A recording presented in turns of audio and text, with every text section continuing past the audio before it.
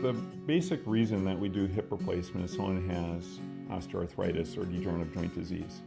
And those are confusing terms that most people don't truly understand. But it simply means that the cartilage that used to cushion the joint is worn out. So with hip replacement, we address those problems by removing the worn out cartilage. We remove bone spurs that often develop that block the hip from moving. And we essentially resurface the joint with artificial implants. Now there are different ways to do that surgery. Traditionally, that surgery was done through the back of the hip. It's called the posterior approach. And that is an excellent surgery. Patients for decades have had outstanding results from that surgery.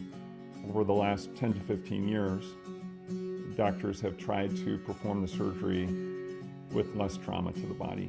And one way to do that is to do the surgery through the front of the hip, which is called the anterior approach. I decided that it was the approach that I would want done on myself if I needed a hip replacement. And there were three reasons why I changed. The first reason is that when we do the surgery anteriorly, there's less trauma to the muscles and the surrounding tissues. Through the posterior approach, you have to split a very large muscle and then detach 3 to 4 smaller muscles from the bone to get down to the hip joint. With the anterior approach, I go through an interval between two muscles, so I don't have to completely split or detach muscle to perform the surgery. And there definitely are short-term benefits from that. Patients typically can arise from a chair much more easily. They typically are walking the same day that I do the surgery, and their pain is typically much less.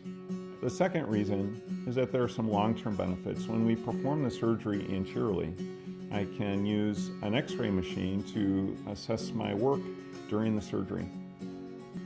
Because of how the patient is positioned when we do the surgery through the back of the hip or posteriorly, it's really hard to get imaging during the surgery to see how the implants were ultimately positioned during the surgery. When I do the surgery through the front of the hip, I can monitor how the implants are positioned much more easily with something called a fluoro machine, which is sort of like a digital camera. So if I'm not happy with how they're positioned during the surgery, I can still change how they're positioned. And why that is important, because that affects the long-term outcome. If you get the implants positioned properly, it will last longer. There's also fewer restrictions after the surgery. There's a lower risk of the hip dislocating. With hip replacement, when you do it posteriorly, that risk varies from between 2 to 4% after surgery. And those patients typically cannot bend forward, and they have other restrictions after surgery to prevent that from happening.